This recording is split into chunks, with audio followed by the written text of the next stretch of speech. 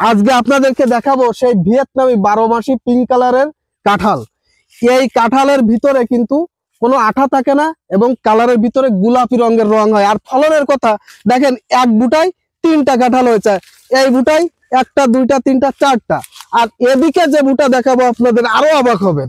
এই যে দেখেন, 1টা 2টা 3টা 4টা, এই যে 5টা 6টা 7টা, এবং এ পাশেও এই যে প্রত্যেক বুটায় 2টা 4টা 6টা, অর্থাৎ সারা গাছেই তো কাঁঠাল। এবং যে বুটাই কাঁঠাল হয়েছে 3টা 4টার নিচে কোনো বুটাই কাঁঠাল নেই। দেখেন ওই যে উপরে কিন্তু কাঁঠাল। আর গাছের গুঁড়া দেখাই আপনাদেরকে, এই যে দেখেন গাছের গুঁড়া আবার এই ভাই, এইটুকু গাছে 3 বছরের একটি গাছে কাঁঠালের পরিমাণ দেখেন ভাই।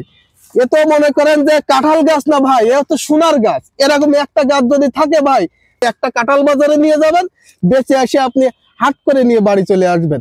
এ ভাই সোনা ভাই, আপনারা এরকম ভিয়েতনামি গাছ যদি একটা লাগাতে পারেন, সোনার খনি লাগাবেন বাড়ি ভাই।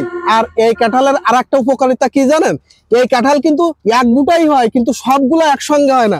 এ দেখেন, প্রথমে এটা বড় হয়েছে, তারপরে এইটা হয়েছে, তারপরে এইটা হয়েছে, তারপরে এইটা, তারপরে এইটা।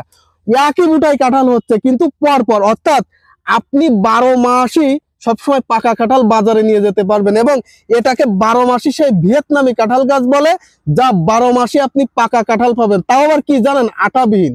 এই কাঁঠাল যেমন 12 মাসই ফলন হয়, তেমন খেতেও সুস্বাদু এবং আটাবিহীন।